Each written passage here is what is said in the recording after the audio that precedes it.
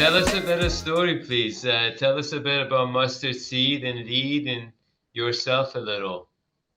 Okay, thanks. So hi everybody. My name is Keemo Birthwright. I'm 27 years old. Currently living at Mustard Seed Communities. My story is, well, my storyline is I wasn't born like this. Um, I was born as a normal child, running up and down, giving trouble as any other boy would.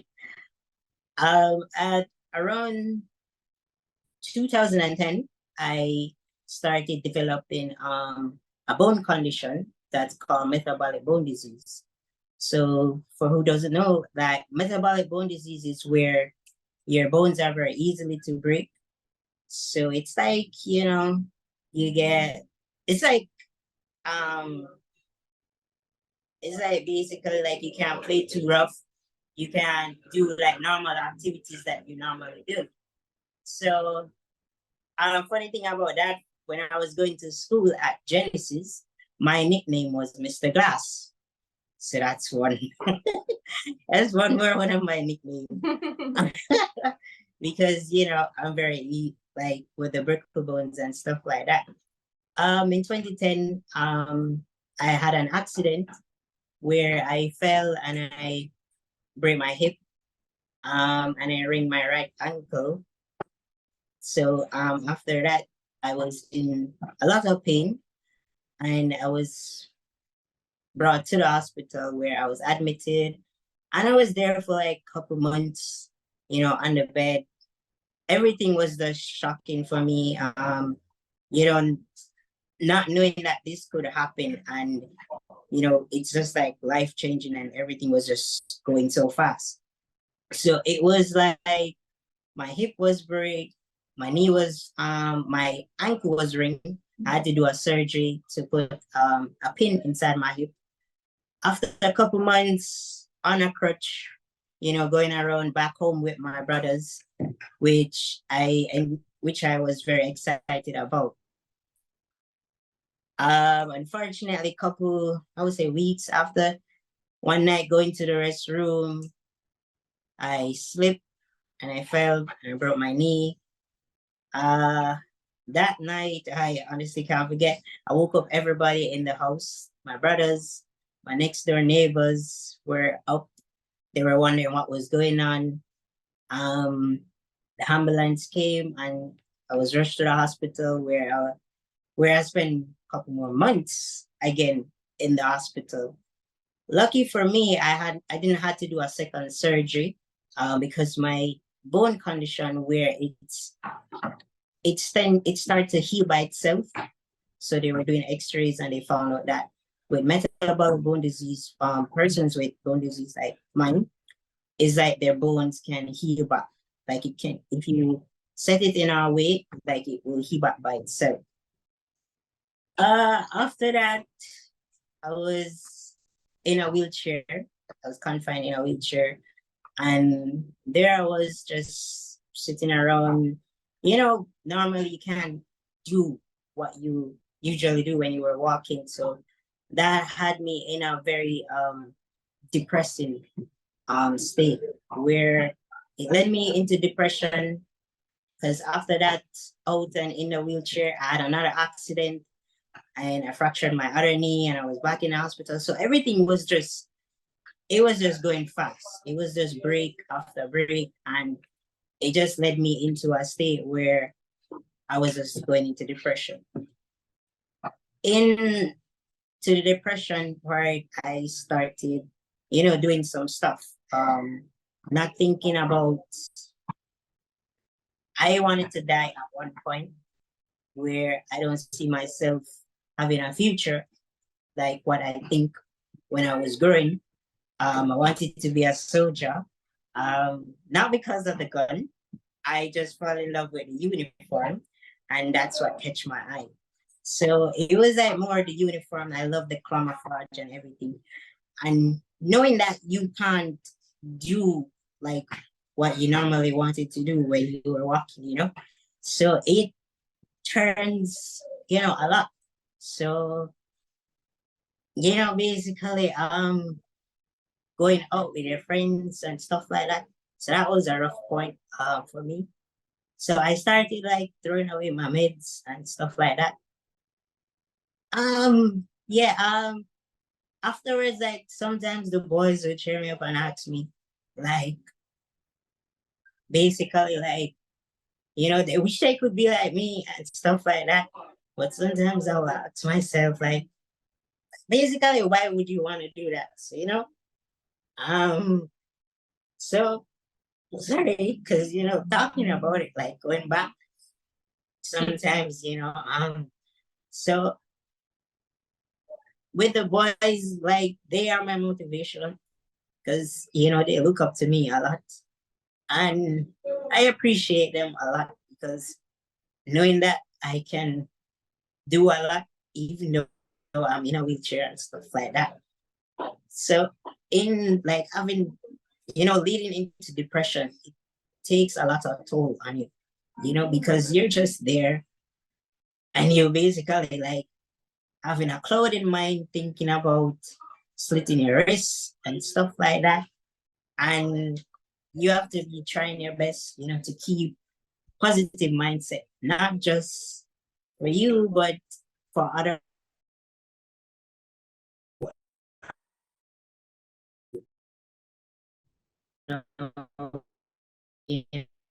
supposed to give on. So that is my life story about not born in like this. So yeah, with mustard seed now, I am very grateful for them because not just my brothers and sisters here who are living with HIV, but they take care of for a lot of kids who you know, are abandoned by their family. And, having this community, which I would say we have a big thanks Father Gregory, Monsignor, for what he had found for us. And we are very grateful for what Mustard Seed have done for me, have done for my brothers and sisters, and even for the kids that who are disabled. So I really appreciate like everything that the Mustard Seed community has done for us. So yeah, that's my friend.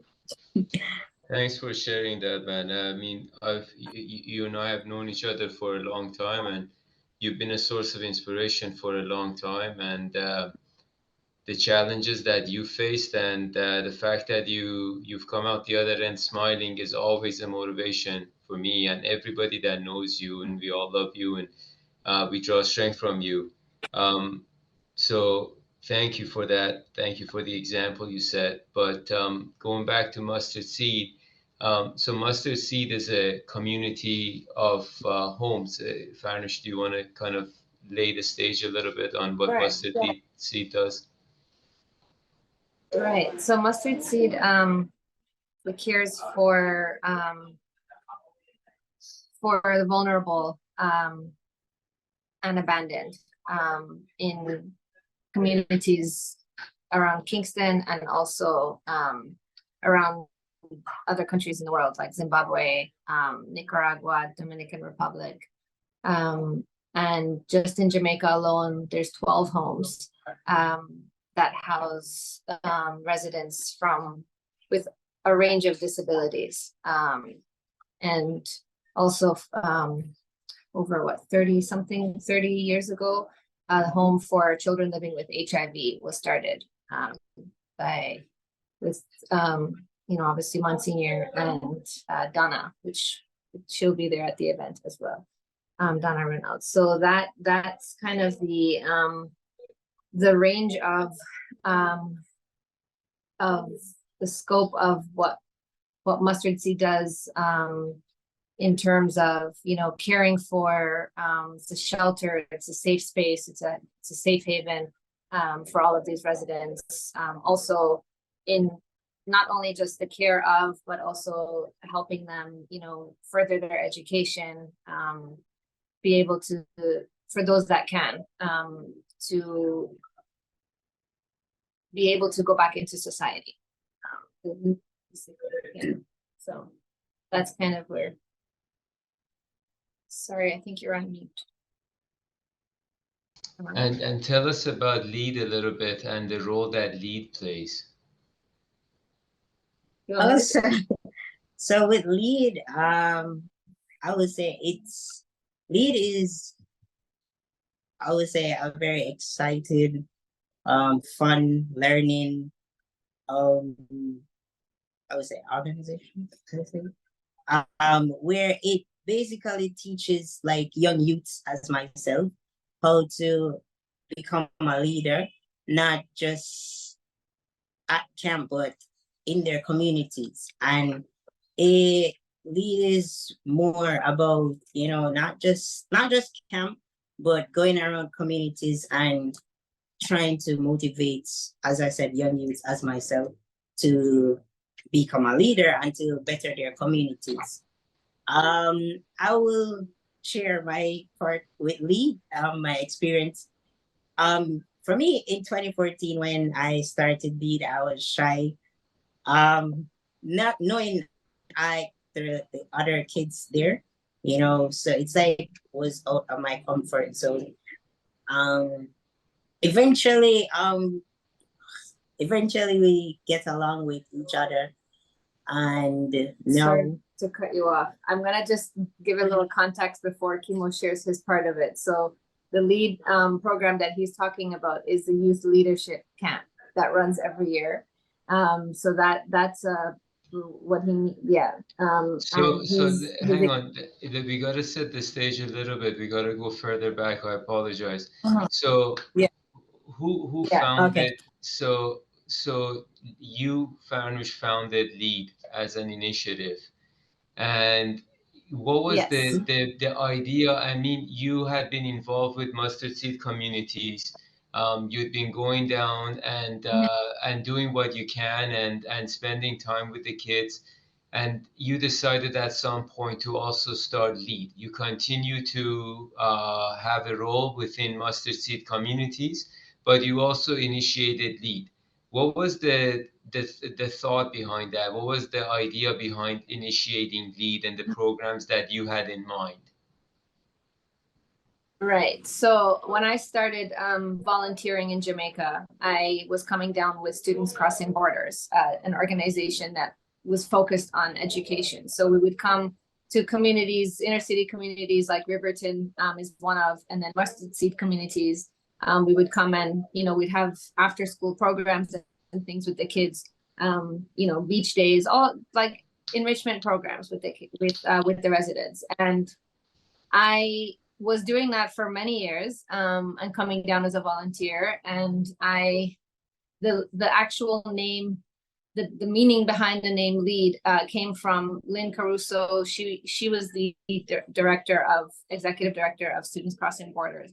And the youth leadership portion of Students Crossing Borders, one of the programs was LEAD, but it was always spelled out Leadership Empowerment Action Development. And her vision behind that was to bring youth from many different communities, inner city communities, disenfranchised communities within around Kingston and Jamaica, and have them work together and have them,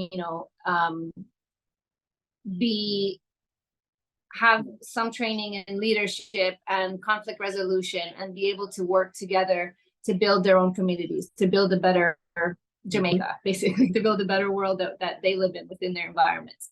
So that's where it started. And that program started in 2010. And it was only like a one-day conference that we did.